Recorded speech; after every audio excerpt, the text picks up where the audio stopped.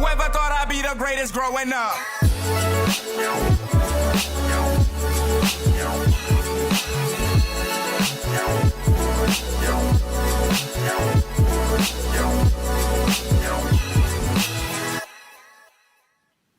Good afternoon. Super excited to be here. My name is Americus Reed. I am a professor of marketing here at the Wharton School. And I got to start by kind of talking a little bit about this idea about, marketing, right? Marketing often gets a bad rap. I mean, sometimes people think about marketing as simply, buy stuff more of the time, more often for more money. And as marketers, we often get this perception of us that we're these insidious puppet masters that are out there manipulating you and playing on your emotions and pulling these triggers and getting you to be materialistic and buy stuff that you don't want. Thank you very much. That was my best Vincent Price laugh. I'll be here all week. And so what I'm here to partially do today is to sort of give a counter perspective, right? So the theme is insight. The session is about influence. And I want to talk about how branding and marketing is something that I've studied for maybe 23 years of my life. It can be a really powerful and positive motivator out there for consumers. And so what I'm going to ask you guys to do is to think about is this notion of embracing the brand and really thinking about marketing as a positive force and the insight that something called identity loyalty can bring us to our lives. And I want to start by giving an example of the power of brand. So when we think about brand, I want to put you in this particular situation. Imagine it's 2 o'clock in the morning, and your child is very sick. And it's 2 a.m., your spouse is kicking you in the ribs because the little child is very, very upset and crying. Get out and go to the Walgreens and get something. So you do that. You walk to the store, you're rubbing your eyes, you're a little bit tired. You make your way to the medicine aisle, and you find this. And you say to yourself, okay, which should I choose? Now, you're seeing yourself as a parent. That's part of your identity, right? And why I show you this particular example is because I find this example fascinating, right? You have two options. They are identical.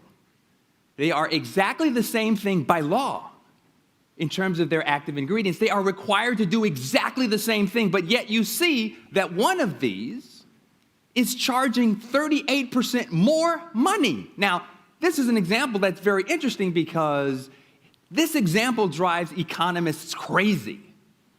And the reason it drives economists crazy is that no rational man or rational woman ought to be willing to pay more money for exactly the same thing. But yet they are. And part of that is the power of the brand. So brand is a powerful concept that I talk about in my class, that I ask students to study, that I make students think about, and I want to motivate you guys to think about this in a very interesting way. So if you think about this, what are brands? These are some logos. And as you look at these different symbols, you probably are thinking lots of different things that pop to your mind instantly, right? So for example, when you see Apple, you probably think hip, cool, creative, fun, modern design, sleek, right? You might see Coca-Cola and think about happiness in a bottle. You might see Disney and be immediately transported to that family vacation and those memories of the Magic Kingdom. Or even if I just do this. 100% absolute metaphysical certitude that you know what that is. That's the Nike swoosh. And what jumps to mind when you see the Nike swoosh? Just do it, right? That's not by accident. A brand is a meaning system. A brand is something that communicates values to you. A brand differentiates itself from competitive offerings, and it can have the potential to connect to who you are. The most powerful brands that are out there have this power to make an alignment with your identity.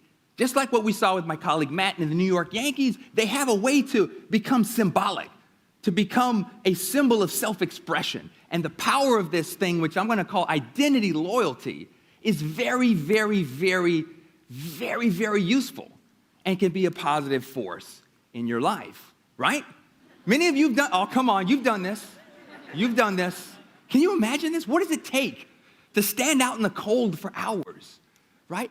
And get up early in the morning and wait to buy that shiny new thing, right? What does it take psychologically to do that? There's something else going on when you touch these beautiful things.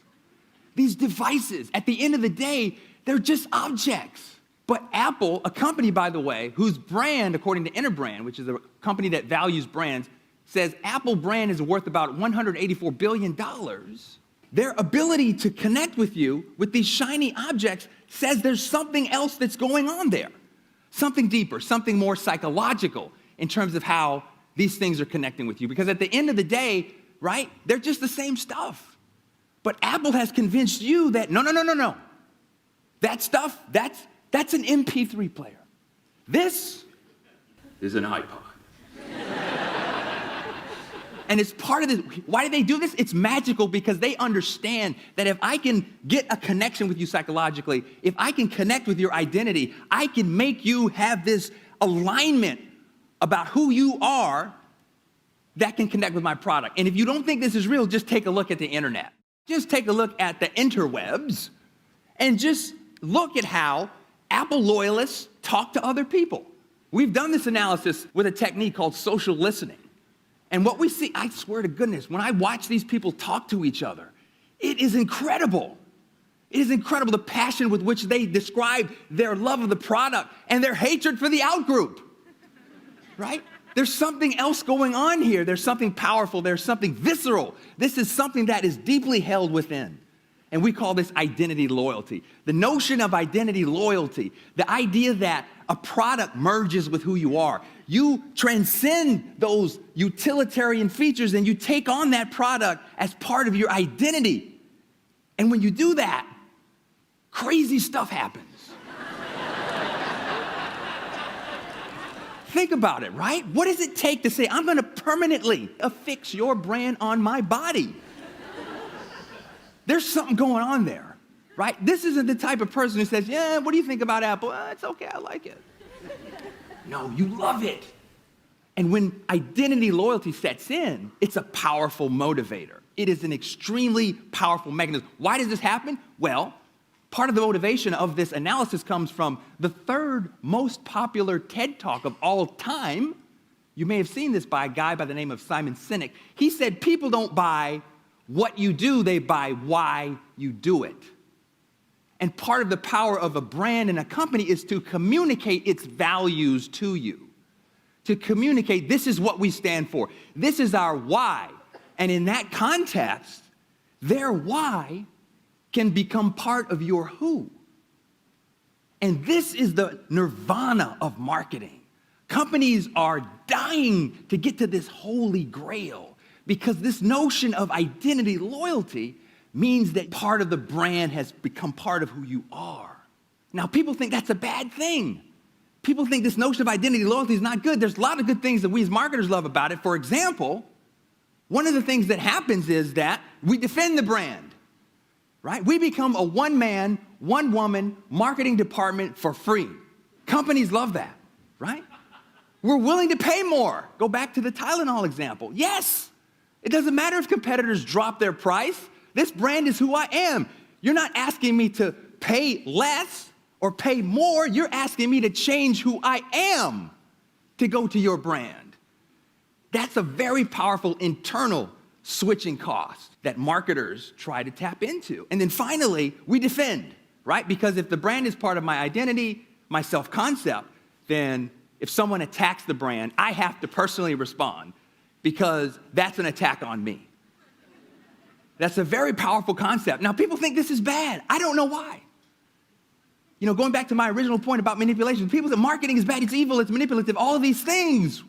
For example, this is from a colleague of mine. And she says to me, listen, branding is important, but frankly, my life is too busy and fulfilling to tie my identity to a product or service. If I get good value, if the thing performs, then I'm happy to spread the word, but if I don't expect products and services to improve my life. She posted this in response to my post about how cool identity loyalty was. I'm like, listen, it's not a bad thing. It's actually a beautiful thing. You don't have to hate on it. Identity loyalty can be a powerful motivator. But there is this movement out there that somehow marketing is bad. Being connected to brands is bad, right? In fact, companies are trying to actually capitalize on this. This is an example of a startup. Brandless. We are brandless. Go to our website. We have a singular price of $3. We brand less. You should brand less. We are brandless. My reaction to that is, that's very cute. But guess what? That's branding. That's just anti-brand branding. Right? In fact, my point is that branding is inescapable. Love it, embrace it.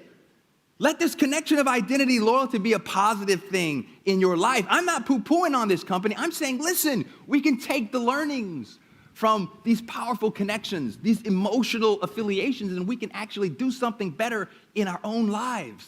In fact, as a case in point, I study how to take identity loyalty and get people to exercise more. It turns out if you see exercise as part of an external thing that you hate, oh my God, I have to do that, you're not gonna do it as soon as it gets hard. But if somehow a brand can help internalize that activity as part of who you are, and health and exercise and wellness and a different healthy lifestyle becomes part of your identity, then it's gonna be very, very hard for you not to do it because you're just being who you are. So we study how can we use identity loyalty to help people make better choices, healthier choices, and how can brands actually facilitate this kind of positive reaction. Another example that I talk to my students about all the time is in their work identities. Oftentimes I see students who want to jump to Wall Street, follow the herd. I say, listen, follow your passion. Pick a company whose values align with your own. Pick a company where you feel like that culture is in alignment with your identity. We've developed methodological approaches to help students actually understand organizational cultures and choose these cultures in a way that helps them co-brand with that particular organization. What happens when you co-brand with an organization? You're happier. What you do doesn't even feel like work. You're actually able to sustain it. You're actually able to create this connection. You'll talk about it better. You'll take less time off. All of these things that relate to a calling all have to do with identity loyalty, connecting with that company, connecting with that brand in a powerful and emotional way. So my point is that let's not be afraid of marketing. Let's not see it as evil. It's like anything else, right? It can be used for evil, but it can also be used for good. And so the power of the brand and understanding how we can potentially connect with these symbols and activate these symbols in our lives can be a very, very powerful motivator. And in that sense, I hope that everyone today will kind of see a new paradigmatic approach to thinking about these symbols that are out there. And to not see them as just selling stuff and materialism and all of these things, but to understand the deeper psychological motivations that might be very powerful motivators that you as consumers can tap into and harness to bring positivity, affiliation, happiness into your own lives. Thank you very much. Stay on top of the latest in identity, marketing, branding, and pop culture by following Americus Reed on social media or learn more at americusreed.com.